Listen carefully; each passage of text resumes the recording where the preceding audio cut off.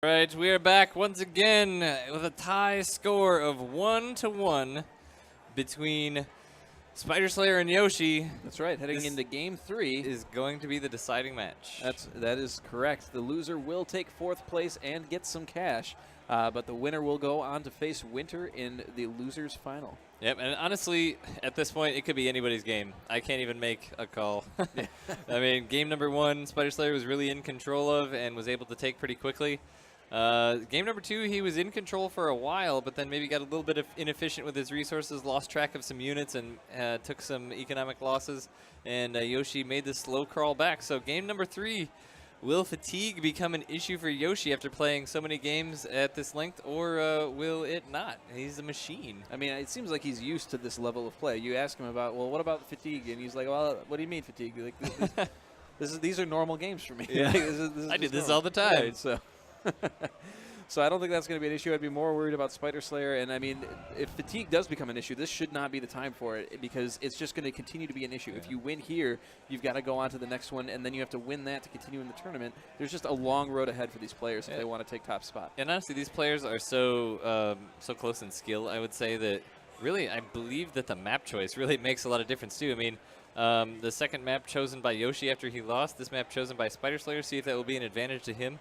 But here, as we jump into game number 3, we are loaded and all set to go in the upper left-hand corner, wearing the yellow carapace once again. It is the one, the only SpyderSlayer. And in the top right corner, crawling back into that game, continuing to mine with his enormous army of ravens, it is Yoshi.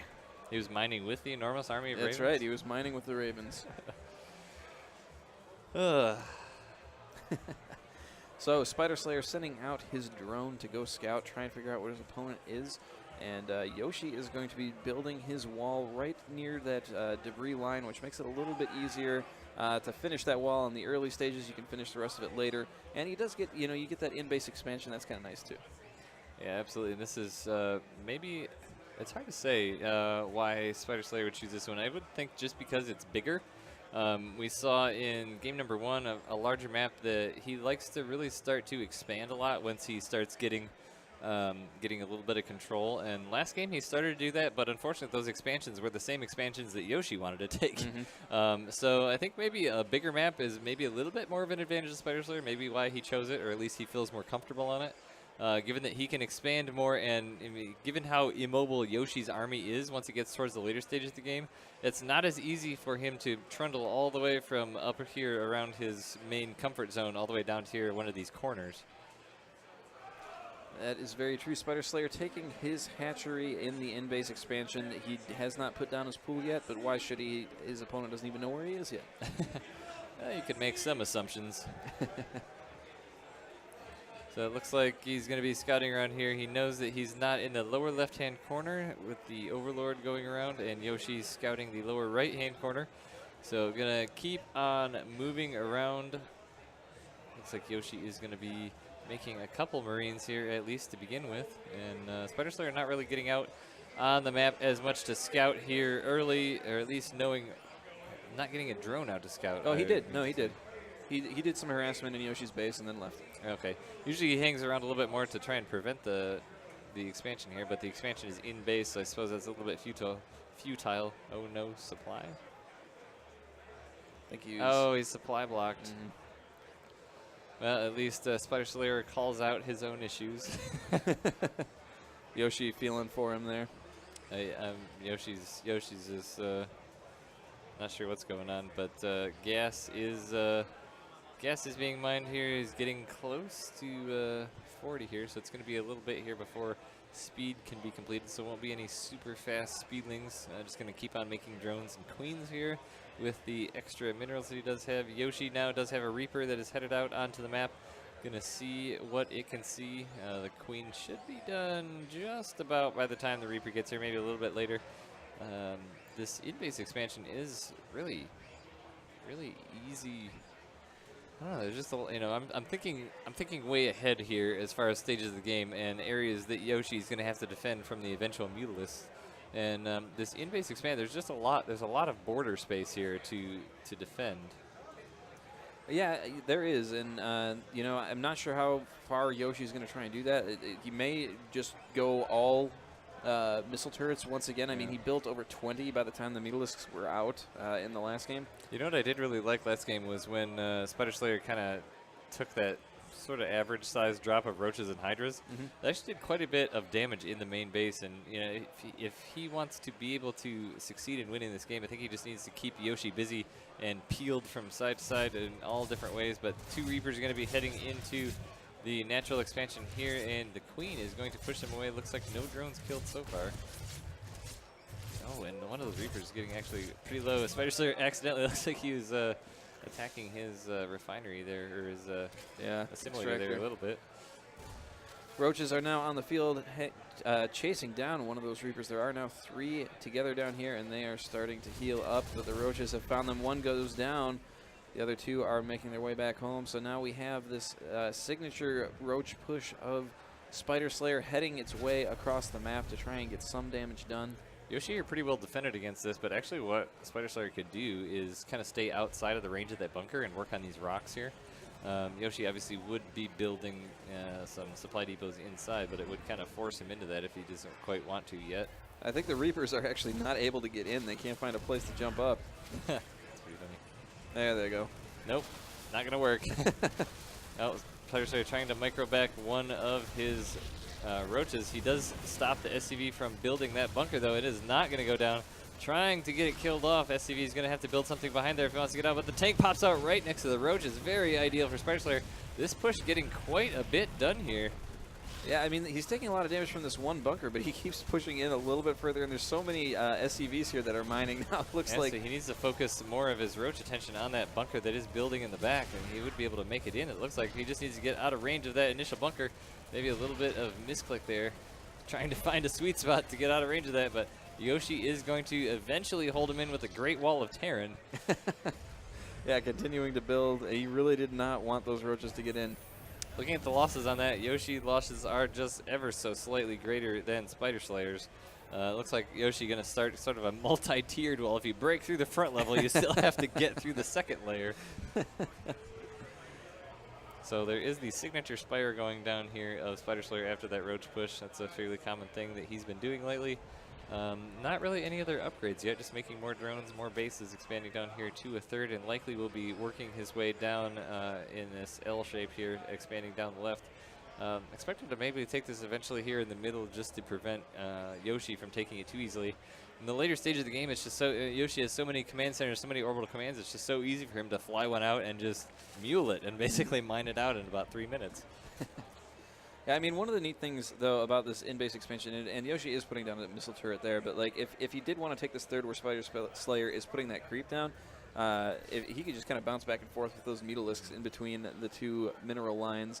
But, I mean, with Yoshi building 20 missile turrets at a time, they could just get trapped in between 2 lines of death. Honestly, I really like the idea of SpyderSlayer expanding out to this expansion first, now that I think about it, because the more he mines out of there, the less there is later if Yoshi ends up taking it, and then these bases down here around the bottom be a little bit safer for him.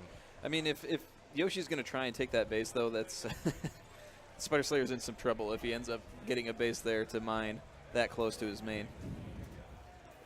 Absolutely. Well, Yoshi is getting himself pretty set up here. He does have a cloak being researched at his starport for some Banshees. Mutalisks are on the field, and they're going to be headed around. He does have some creep being dropped here on the potential future expansions of Yoshi, just to both also know when he's expanding and to prevent him from doing that willy-nilly.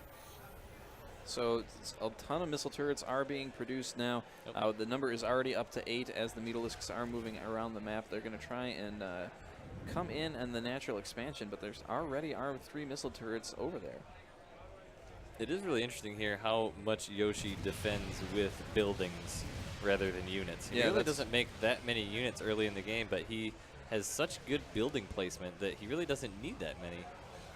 So now SpyderSlayer is focusing on this refinery, and the SCVs are coming up to try and protect it and repair it, but I think they're taking a lot of splash damage themselves, so he's losing SCVs that he probably doesn't have to. Yeah, he's lost 7 SCVs so far. Looks like drones being killed here in the main base of SpyderSlayer by a Banshee, up to 7 as well. The Spore Crawlers are in production. This Banshee really getting some work done here for Yoshi. Now attacking that Queen, and it looks like we have Swarm Host again being produced here, or the upgrade being produced here at the Infestation Pit. Transfuse going down on that Still Queen. not any detection here in the main base, or anywhere close to detection here. Actually, there's an Overseer being warped in. There's the Protoss in me. Morphed in here by SpyderSlayer. So Locusts are being researched here, and there are the 4 Hellions heading across. There's not a lot defending this third base here. This is where Yoshi might be able to break in here a bit. As there's a large number of drones just get roasted. 6 more lost here by SpyderSlayer, doing a drone transfer to his 4th base. So the Mutalisks are now trying to do some damage to these Hellions. 2 do fall, but they're kind of splitting up in idly movement here. Yeah, 1-1 is now completing here for, wow, look at this hive. This is a 13-minute hive. Oh my. For SpyderSlayer. He's trying to get to somewhere quick. He does have a single Swarm Host in production. That Enduring Locust is continuing to work. But I'm pretty sure that Yoshi knows about that at this point. You know, he knows that that's coming. I mean, I think you could expect at this point. It's seen Swarm Host in both games. The game that really caught him off guard was the first one, where he saw the Mutas and went a little bit heavier into the Thor production. Didn't make as many tanks, but he did not make that mistake in the second game as much as he did the first. A couple losses here being taken by Yoshi, by the Mutalisks, just poking around, really doing a good job of defending. I'm sorry, not defending, but preventing the third base of Yoshi being put down. The longer he can hold that off, the better he is. Yeah, those Mutalisks were really able to get in at a keen time there when Yoshi was trying to do a real burst of defense building, but they were all really denied, and nothing that could really shoot the Mutalisks was out there to help. So there are 14 Swarm Hosts in production here now for SpyderSlayer. They're going to be headed across the map. Looks like most of them are being produced in the farthest base possible. Mutalisks in here trying to do some damage. There's a Thor on the field getting quite a bit of damage in on them. They are just trying to prevent that missile turret from going up quite as fast. It is really, really impressive to see how Yoshi just sort of shoves his entire everything at an expansion when he takes it. He's like, I'm taking this. Yeah. Pushing the wall. It of may map take me a control. minute, but my everything is going to come here and defend it. And it does it in such a way that it sort of forces you to attack there. Because when he does it, he's weaker in other locations, but you don't really want to do that because you want to try and stop him from pushing out to where he's at. So SpyderSlayer now splitting up his Swarm Host, sending Locusts from 2 different directions. One at the main wall of Yoshi, and the other one kind of coming in the back here towards the command, or the orbital command that's over there. Tank shots are going down, and put a damage to that SCV and missile turret that's there. Oh, that one mine was not able to get a shot off. It's a good thing SpyderSlayer. He does have the Mutalisks here, and the Thors kind of went on vacation for a moment, so he's able to pick off a tank or two. The more tanks he can take out, the better effect these Swarm Hosts will have. Yeah, this is really difficult for Yoshi here. He's being pulled 2 directions with his army, and he does not like to have that happen. Now, the Mutalisks coming in and targeting down 2 of the Thors. These are the only 2 Thors he have left. Once these are down, there aren't any missile turrets here. He's going to be able to have free reign on these tanks. This is huge losses for Yoshi at this point in the game. Another Thor is coming forward, and all the it looks like all of the SCVs are actually trying to repair the Banshees. They're trying to repair each other. Yeah, they're kind of just having a repair party over there, but not on the Thor. SpyderSlayer is gaining some ground here, getting some losses on these tanks. But it's actually working in his favor too, that both of these sets of Swarm Hosts are sort of alternating their Locust production. I don't know if he actually did that on purpose or if that's just how it worked out, but as one round comes in, the other round comes in as well. And Yoshi did try and send them some Banshees over there to take care of some of the Swarm Hosts, but there was just no detection, so the 2 Mutalisks tanks were able to go come in. down with that wave of Locusts, so there are no tanks left here at the main entrance to his base. 1 tank left now does just set up another wave of Locusts coming in. These Thors are going to have to run away. And Yoshi is lifted up his orbital command and is moving back into his base. He's realizing that he is not holding this line and needs to rethink a strategy for trying to take that base. 13 Mutalisks in production, adrenal glands halfway complete. Yeah, SpyderSlayer looking a lot like he did in the first game here, now starting to take more and more bases, moving down on the map. These Swarm Hosts are really starting to gain control here, but he has to be careful though, because Yoshi does have a way about it of re-solidifying himself. Now he does have these 2 tanks on top of the ramp, going to be able to get these locusts as they come around. He's kind of moving his swarm host back together a little bit, lifting them up to get a little bit closer. Does still have them rallied over to the expansion where there is no base. And those tank shots are really just doing a lot of damage to these locusts. The locusts are trying to do some damage, and it looks like they're trying to target some of the Hellbats there. I think they'll be able to get up here a little bit close. Oh, one tank no. does pop out the front of the factory. A little bit of a miss rally. They're able to get some shots in, but it actually kind of more just distracts the locust from. Yeah, actually, yeah, Yoshi reacted really well there to get it behind the line, and so, you know, at this point, Yoshi's not allowing any damage to get out by these locusts. But you know what's going on is while this is keeping Yoshi busy, behind the fact there's another Spire coming down, there are more Mutalisks. There are +3 melee attacks as well as +2 air attack, and five hatcheries. Yeah, I mean, SpyderSlayer's taking all the bases on the map. And, I mean, he did this last time, too, but the issue is, can he keep them? And can he capitalize on them? He's going to have a lot of larvae. He can do a lot of things with it. He doesn't really have a lot of gas at the moment, but more than that, he's got to figure out a way to get through this line. Thing is, though, Yoshi is really hurting on the mining front right now. It's 2,000 to 800 as far as mineral income. And it's, some of these Hellions now have gotten out to take out some of these swarm hosts. Yeah, those scans paying off there. Hellions are getting cleaned up, but he did take out all of the swarm hosts on that side. The bulk of them, however, were on the right side. And Hellions really getting cleaned up. It really didn't get that much done. It killed 3 or 4 swarm hosts, I think, but now more Mutalisks on the field. And SpyderSlayer having every base on the map. I mean, if he can 9 more swarm hosts in production, all the upgrades. I mean, really, this is just allowing SpyderSlayer to spend the additional income he's getting on upgrades. Now here come the Vipers. He has not done that well with Vipers so far, but yanking 2 tanks right out into the Locust. Great move. There was GG. So that will be 2 games that SpyderSlayer has won over the one of Yoshi, which will make him the winner of this match. I even forgot to change the screen. So excited. Yeah. So that was another great example of how SpyderSlayer just kind of took a break, got up, and said there's a method that you have to take to pick apart Yoshi. And his very methodical, very strong defensive type of play. I mean, just like we saw when he moved out to his base, he just kind of moves everything. And if he just hit him just at the right point with those swarm hosts and was able to, along with the mutas, kind of just pick the certain things apart. Yeah, I think that's what he was trying to do in game number 2, was to really put the contain on him, but he didn't get up to Hive. He didn't get that additional tech quite as quickly. So in game 3, he knew that that was his problem. He didn't get there fast enough. So now he has those Vipers. When he has the swarm host, is able to pull the tanks into the locusts, and Yoshi realized that that's going to even further tighten the contain that he's in. He's not going to be able to get out, and that's the game. Absolutely. Well, that has been a pretty exciting series of games between SpyderSlayer and Yoshi, and that is going to spell the end of the tournament from Yoshi, a second-place finisher last year at Youmacon 2013.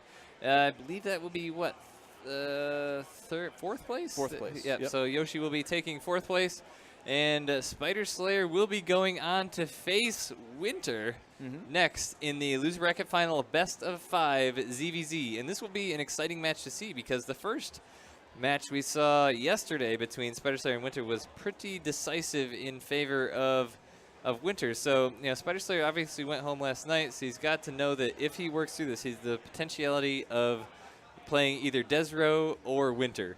And I think overall he's pretty comfortable against Protoss, so maybe he didn't think about that too much and lost pretty handily to Winter.